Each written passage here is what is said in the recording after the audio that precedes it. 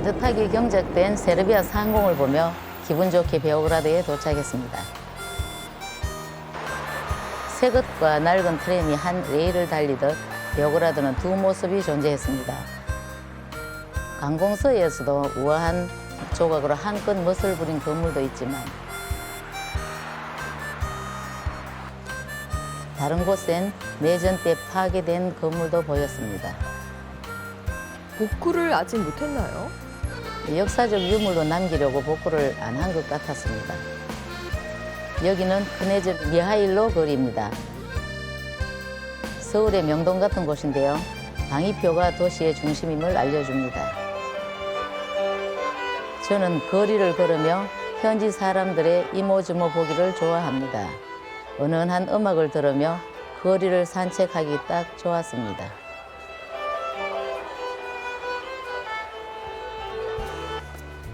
우리 거리에선 찾아보기 힘든 식수대가 가장 눈에 띄었습니다. 물을 그냥 마셔도 되나 봐요. 네, 생각보다 물이 깨끗했습니다. 네. 도심 한가운데 놀이시설도 보였고요. 거리에서 빠질 수 없는 거리 화가도 많았습니다. 네. 그런데 서유럽의 거리 화가들과 달리 성화들을 많이 그리고 있어서 눈길이 갔습니다. 돋보기까지 들고 아주 세밀하게 그리시네요. 제일 신기했던 것은 스프레이 그림입니다. 낙서하듯 쓱싹 그려내려가는 솜씨가 정말 대단했습니다. 그렇네요. 우주의 어느 그런 공간을 그리셨나 봐요. 공상과학 영화의 한 장면 같았습니다.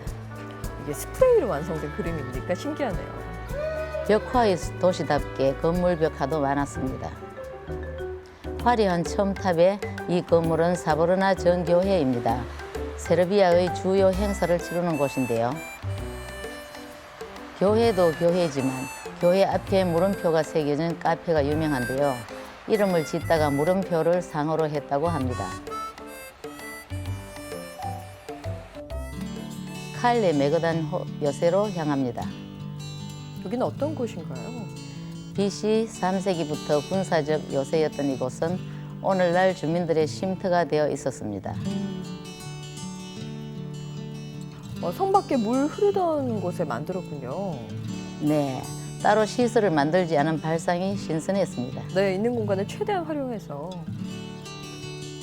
또 다른 쪽 해자는 야외 무기 전시장이었습니다. 무기는 1, 2차 대전 때 것이라고 합니다.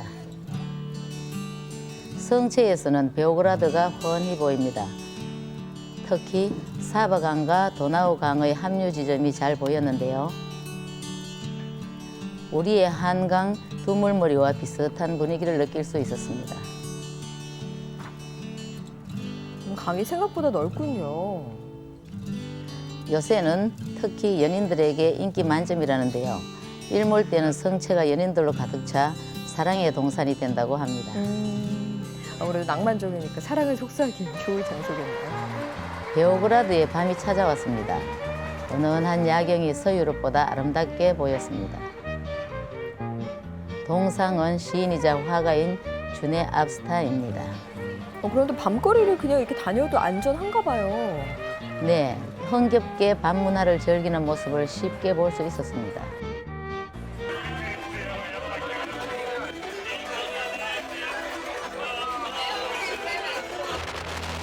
세르비아 제2의 도시 노비사드로 갑니다.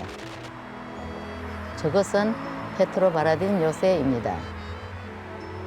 노비사드를 상징하는 요새로 알려져 있습니다.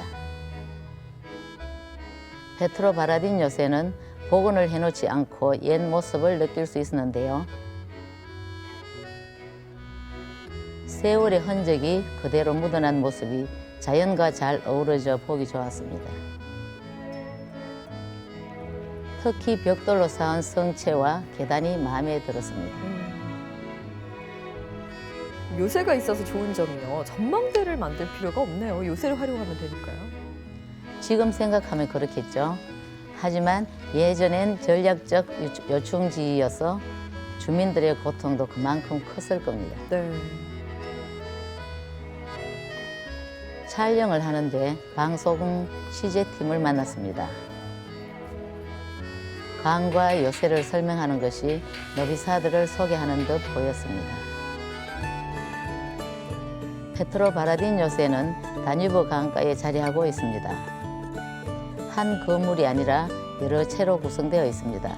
옛날 모습과는 좀 달랐습니다. 세르비아엔 강을 따라서 요새들이 세워져 있습니다. 다뉴브 강을 유람하며 요새들을 바라봐도 좋은 여행이 될 것 같은 생각이 들었습니다. 요새 근처에선 많은 유물들이 발굴되었는데요. 이것은 통나무를 깎아 만든 배입니다. 거대하죠? 네. 그릇들도 잘 이어붙여 형태를 짐작하게 해주었습니다. 알려지지 않은 유물들도 많고요. 2층으로 올라왔습니다. 가구들이 전시되어 있었는데요. 서유럽 궁전과 다른 단순함이 과거 세르비아의 삶을 느끼게 했습니다. 옛날 추금기를 보니 과거로 돌아간 기분도 들었고요. 네. 타일로 만든 탁자에 그려진 그림에서 세르비아의 옛 생활을 확인할 수 있었습니다. 그 외에도 성에서 사용하던 변기와 세면대도 있었습니다. 꽤 세련되게 만들었네요. 다리 건너는 노비사드 구시가입니다. 자물쇠들이 잔뜩 묶여 있는데요. 이것도 사랑의 맹세인가요?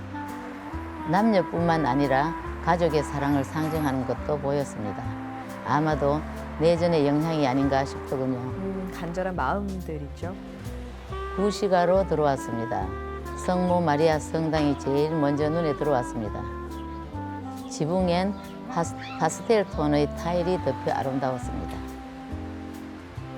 노비사드는 베오그라드보다 작지만 삶의 질이 높다고 합니다. 거리 카페에서 프리다 칼로의 이름을 발견했습니다. 멕시코 여류 화가인 그녀를 좋아하는 주인이 만든 카페였는데요. 내부는 프리다 칼로에 관한 것들로 채워져 있었습니다. 문화를 사랑하는 마음이 읽혀준 카페였습니다.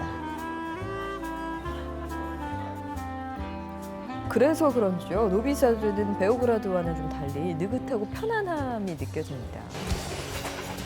발칸 반도의 또 다른 나라 불가리아로 향합니다. 수도 소피아 네델리아 광장엔 부엉이와 월계관을 든 지혜의 여신 소피아상이 세워져 있습니다. 도심에서 개발을 멈춘 곳이 많았는데요. 유적지들이 발견되어 조사 중이었습니다. 소피아는 한 인터넷 조사에서 여행하기 좋은 저렴하고 편리한 도시로 뽑혔다고 합니다. 실제로는 어떠셨어요? 실제로도 그랬습니다. 특히 박물관 못지않은 전시품을 지닌 식당을 갔을 때 놀라웠는데요. 네. 이 식당입니다. 옛 생활 도구들을 잘 수집해 놓았고요. 민속 의상까지 보게 되어서 박물관을 가지 않아도 될 정도였습니다. 여기다가 음식맛까지 좋으면 참 좋을 텐데 어떠셨어요? 송어 요리였는데요.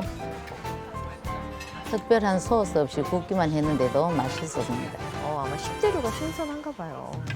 이건 계산서 넣는 거군요. 센스 있네요. 도시 동쪽엔 소피아 온천이 있습니다. 따뜻한 온천수는 누구나 받아갈 수 있습니다. 소피아 중심에 있었던 공원은 비둘기 때만큼이나 많은 사람들로 북적였습니다. 휴일이었나요? 그건 아니었는데요. 세계적인 불황에 소피아도 예외는 아닌 것 같았습니다.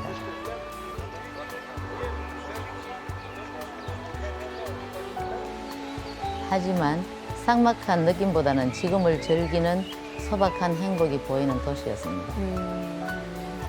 이렇게 보면요, 그냥 다른 유럽 도시와 크게 다를 게 없는데요.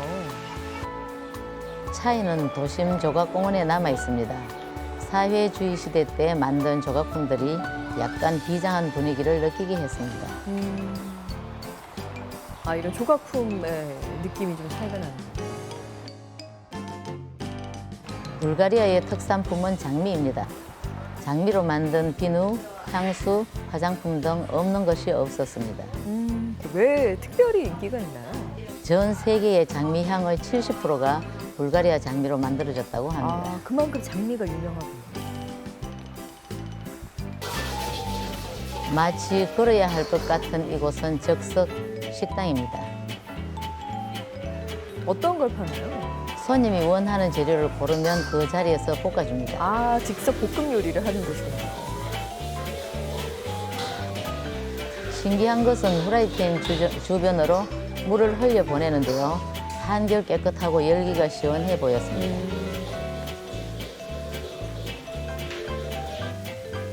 이것이 완성된 요리입니다. 채소 볶음 요리네요.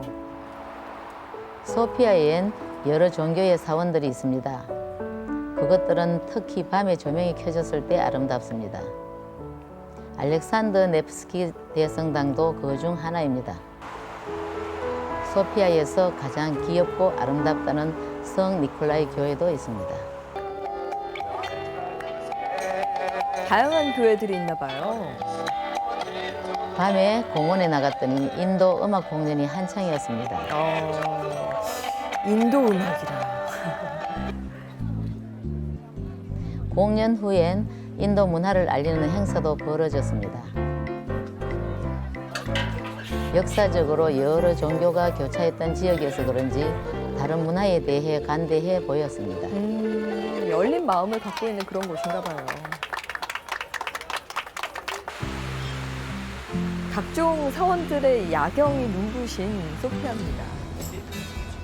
이번엔 불가리아에서 꼭 가봐야 할 릴라 수도원을 찾아갑니다. 아, 아까 가장 좋으셨다는 그 수도원이죠. 릴라산 아래에 있는 수도원은 외부에서 보면 마치 요새 같습니다. 산에서 흘러내리는 물소리는 수도원에서 자는 내내 들릴 정도로 우렁찼습니다.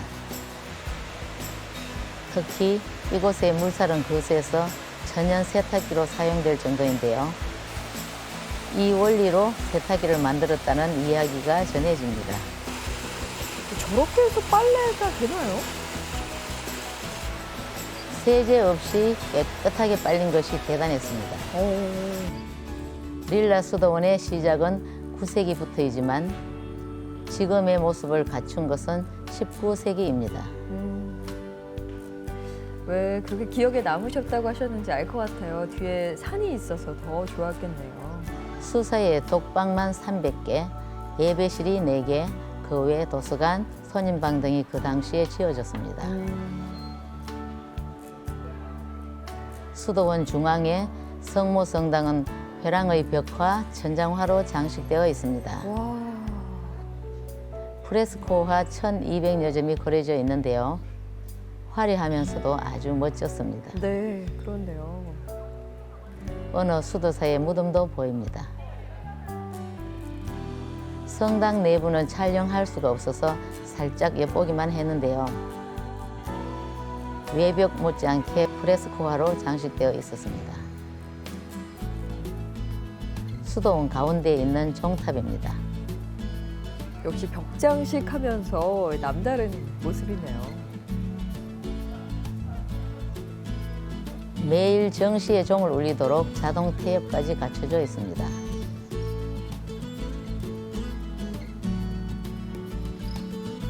종탑 아래에선 성스러운 물건들을 팝니다. 흔히 보는 성물들이지만 더 신비롭게 보이는 것은 아마도 수도원 때문이 아닌가 싶었습니다.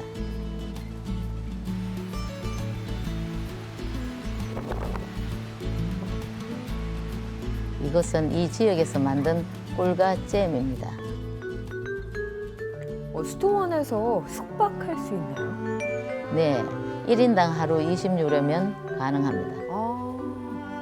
예전에 수도사들이 수행을 했던 방의 일부를 사무공간과 외부인들의 거처로 사용하고 있었는데요. 이것은 우체국입니다. 저는 방도 궁금해요. 아주 단순합니다. 탁자와 2개의 침대가 전부입니다.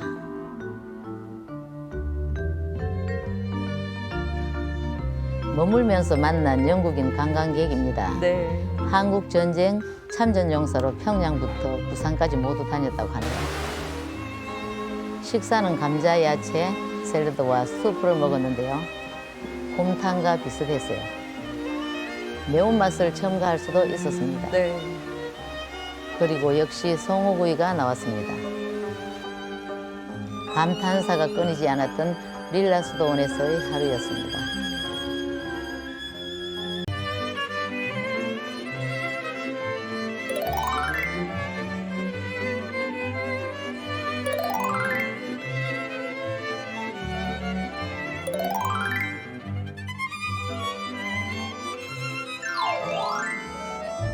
마케도니아의 오흐리드입니다. 처음 듣는 도시인데요. 알바니아와 국경을 마주한 오흐리드 호숫가에 있는 아름다운 휴양 도시입니다.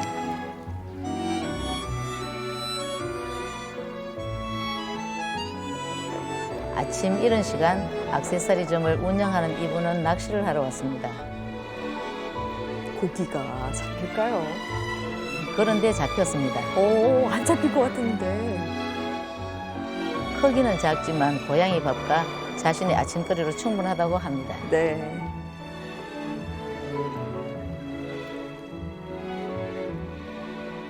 오흐리드 호숫가엔 예쁜 중세적 주택들이 절비합니다. 마치 스위스처럼 보였습니다. 그렇네요. 호숫가에선 가만히 앉아서 쉴 수도 있지만 산책길을 따라 걷는 코스도 있습니다. 동전으로 자신의 별자리를 문지른 후 호수에 던지면 소원이 이루어진다는데요. 던지는 사람이 있으면 죽는 사람도 있겠죠. 저 소년인가요, 혹시?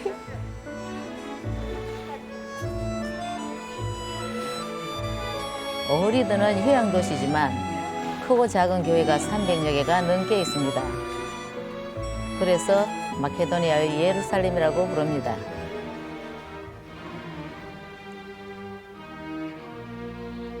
그중 호숫가 절벽 위에 있는 경치까지 아름다운 성요한 카네오 교회에 왔습니다. 교회 앞은 전망이 좋아서 사람들이 많이 찾아옵니다.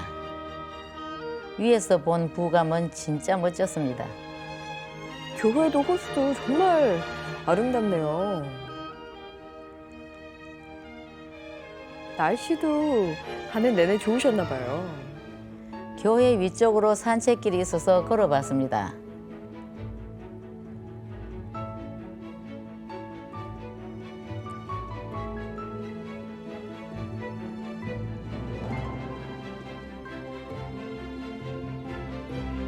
야생허와 울창한 숲을 걷다 보니 시간 가는 줄 몰랐습니다. 저 멀리 오흐리드 요새가 보였지만 요새 안에 들어가진 않았습니다. 대신 요새 밖에서 조각에 열중한 목소를 만났는데요. 그가 만든 조각은 전통적인 마케도니아 여인입니다. 천을 머리에 차곡차곡 쌓아 올리는 여인의 모습이 우리의 어머니들 같았습니다. 그 외에도 정교한 성물 조각들을 볼 수 있었습니다. 여기도 작은 교회인가 봐요? 외형과 크기가 다른 교회들이 골목길을 따라 흩어져 있어서 교회를 돌아보는 것도 재미있었어요. 수령이 1000년을 넘긴 나무입니다. 마케도니아 역사만큼은 아니지만 시민들의 사랑을 받고 있었어요.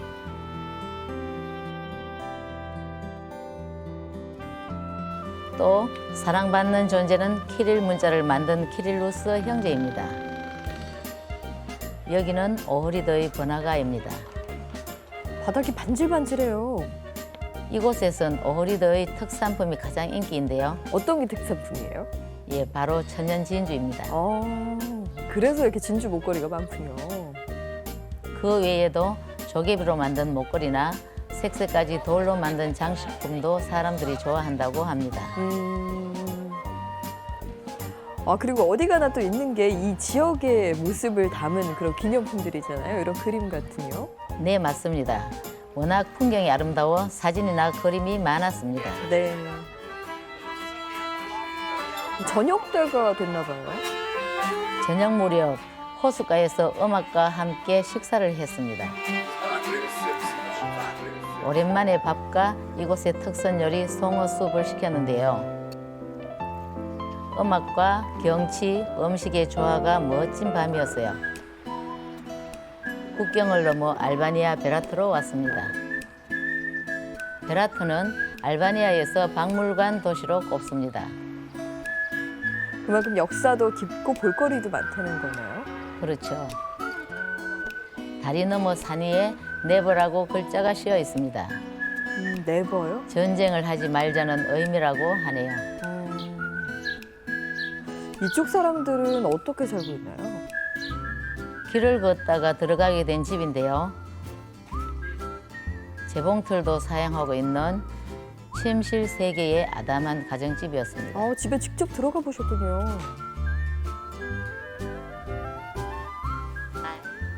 오른쪽이 주인이고 왼쪽은 그녀의 친구입니다. 느닷없이 찾아온 불청객에게 커피를 대접해주는 인심은 참 따뜻했어요. 이것은 찜을 찌는 기계라고 합니다. 이렇게 사용하는군요. 커피 옆에 사탕까지 주는 센스도 멋졌습니다. 긴 복도가 있는 집 치고는 밝았는데요. 아마도 천장에 광창이 있어서 그런 것 같았습니다. 옥상에 오르니 7개의 아치로 이루어진 다리 너머 기독교 구역도 보이고 먼 산도 잡힐 듯이 보입니다. 알고 봤더니 집주인은 무슬림이었습니다.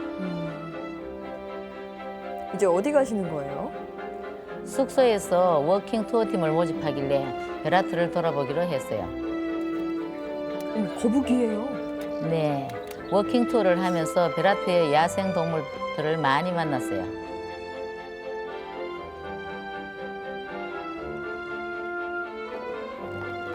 마을 뒷산에 오르니 도시가 한눈에 내려다 보였습니다.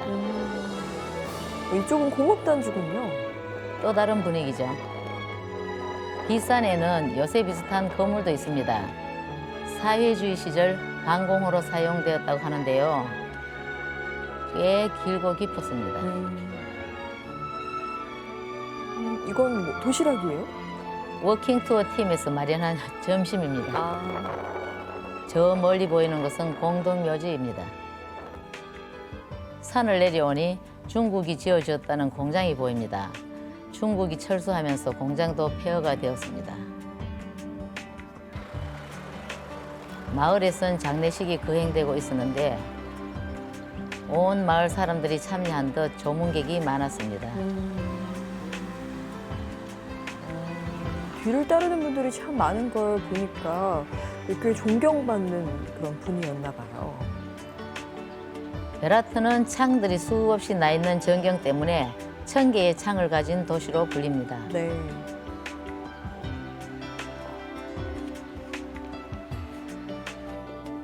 서쪽 기슭은 그리스도교 지역인 고리차가 자리하는데요. 알바니아 정교회를 말합니다. 다른 정교회와 특별히 다른 점이 있나요? 다른 정교회는 의자가 없는데 의자가 있는 점이 달랐습니다. 그러게요. 좀 생소한 모습이긴 하네요.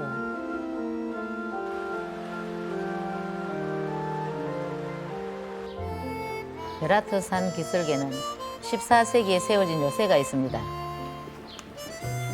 거기까지는 긴 언덕길을 올라야 하는데요. 가는 길이 재밌습니다.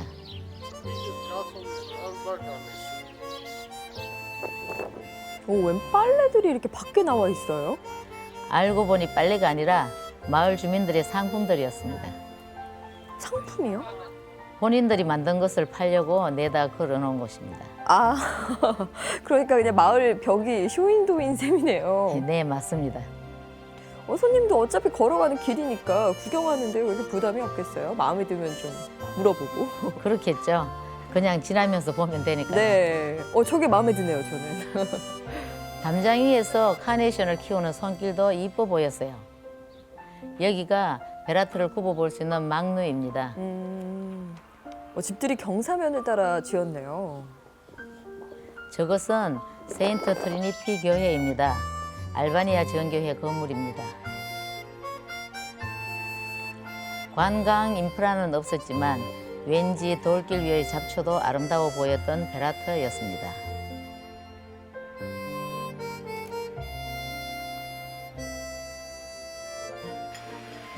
마을 소녀가 따준 카네이션과 함께 기분 좋은 저녁을 먹었습니다. 메뉴는 고기에 치즈를 넣고 튀긴 스테이크였습니다. 오, 색다르게 주문하셨네요.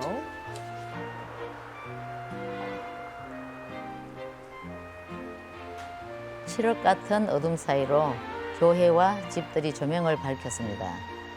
햇빛에 눈부신 오후보다 불빛에 반짝이는 야경이 인상적인 베라터였습니다.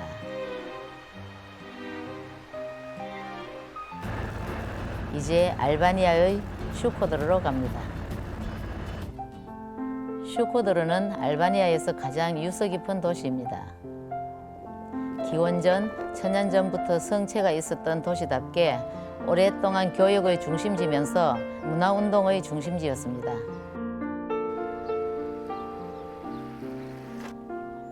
이곳도 로마 비잔틴 투르크족이 차례로 지배를 해서 다양한 종교 사원을 볼 수 있었습니다. 슈코드르에 있는 로자파트 성에는 우물이 많았는데요. 성은 폐허가 되었지만 우물물은 마르지 않았더군요. 정말 그렇네요. 아마도 이 때문에 이곳을 차지하려고 사왔나 봅니다. 왜 우리가 고궁에서 사진 찍는 것처럼 이쪽은 이렇게 성을 배경으로 사진 찍는 걸 많이 하시나 봐요. 예, 어디나 비슷한 정서죠. 네. 아유, 멋지네요. 잘 정비된 강줄기가 아니어서 더욱 아름다웠던 슈코드르였습니다. 오, 진수성찬이 차려졌어요. 그럴듯하죠. 알고 보면 단순합니다. 고추와 가지를 통째로 구운 전통 건강식이었어요. 그래도 왜 이렇게 맛있어 보여요?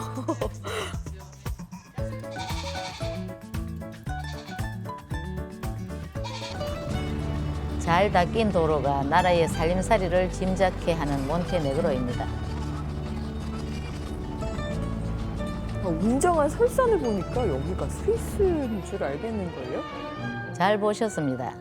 몬테네그로의 두르미트로 국립공원은 작은 알프스로 불립니다. 네. 공원 내의 트레킹 코스를 걷는 중인데요. 어딜 봐도 달력 그림 같은 전경이었어요.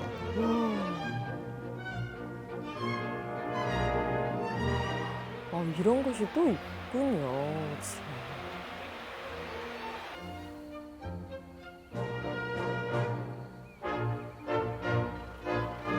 여기는 타라 다리입니다. 계곡이 무척 깊어 보이는데요? 계곡 사이로 타라강이 흐릅니다.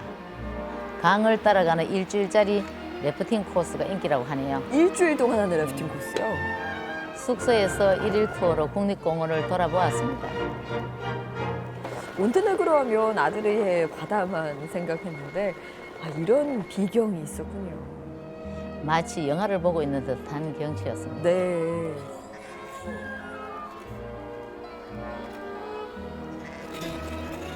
근데 눈이 많이 왔었나 봐요. 우리가 오기 며칠 전에 큰 눈이 왔다고 합니다. 그 덕분에 멋진 경치를 볼 수 있었어요. 네. 오른쪽으로 말 안장처럼 생긴 산도 보입니다. 산과 들판 깊은 숨길을 지나 엄청난 눈길을 헤치고 마을로 돌아왔습니다. 몬테네그로엔 산속에 파묻힌 수도원이 있습니다. 해발 900m 위 동굴 사이에 지은 오스트로그 수도원인데요. 많은 순례자들을 위해 따로 숙소도 마련되어 있었어요. 이때는 교회 행사가 있었는지 야영하는 순례자들도 많았습니다. 성물 코너는 늘 사람들로 북적입니다. 어디서나 볼 수 있는 성물들 사이로 지팡이가 눈에 띄었습니다. 순례하던 사람들이 놓고 간 단장인데요. 기념품으로 판매하고 있었어요. 이 순례자의 간절함이 배어 있는 거니까 기념할 만한 것이 될 수 있겠네요. 수도원 내부는 촬영할 수가 없었는데요. 절벽 아래의 모습만으로 성스러움이 느껴졌습니다. 여기는 최근에 절벽 아래에 세워진 수도원입니다. 높이까지 못 오르는 사람들을 위해 지어졌어요. 바위를 그대로 살려 세운 건물이 인상적이었습니다. 근데 저 암벽 위에 왜 지었는지 이유가 있을 것 같은데요. 좀 궁금해요. 그렇죠. 하지만 아직까지 밝혀지지 않았다고 합니다.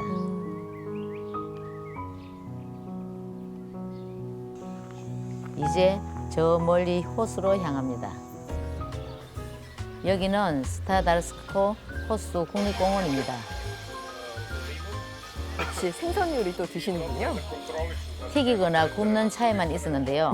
먹어도 질리지 않는 것이 신기했습니다. 신선해서 그런가 봐요. 호수를 보트로 돌아봤습니다. 규모가 제법 컸는데요. 코너를 돌았으니 엄청난 수련지대가 기다리고 있었습니다. 와,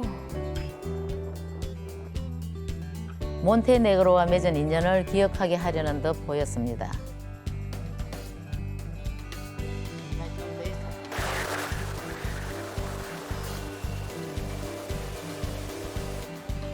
몬테네그로는 산과 호수가 멋진 나라로 가슴에 남아 있었습니다.